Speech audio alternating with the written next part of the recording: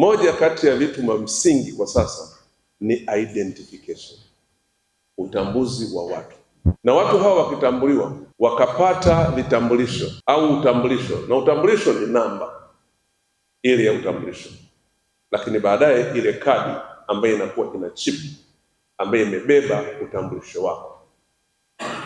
Kwa hivi sasa hatua tuliyopo ni kwamba kitambulisho chetu kile kinabeba pia huduma nyingine, yani ile chip ina milango ya kuingizia na kutoa huduma nyingine.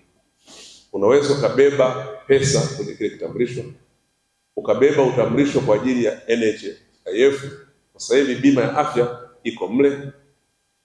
Unaweza ukabeba utambulisho kwa ajili ya mifuko ya jamii.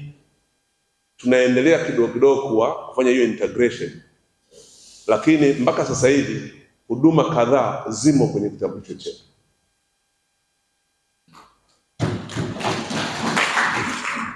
Kwa hivyo kama tutaweza kuwapatia Watanzania wote vitambulisho, tutakuwa tumefanya transformation kubwa kwenye digital economy, kwa sababu sasa tunaweza tukafanya biashara, na hata wizi, kupotea kwa fedha ni kwa sababu pesa inatoka kwa mtu mmoja anayejulikana inaenda kwa mtu mwingine anayejulikana, kwa hiyo haiwezi kupotea.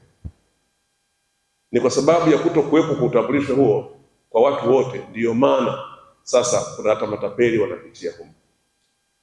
Lakini utambulisho huu utatusaidia sana hata katika shughuli nyingine.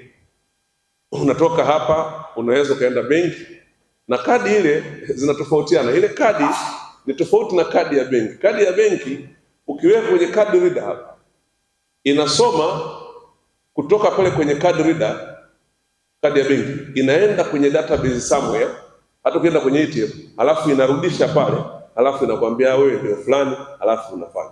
Kitambulisho chetu cha taifa chenyewe kimemaliza, kina hicho kila kitu. Hata ukienda kwenye card reader utapata information zako pale pale na unapata huduma pale pale.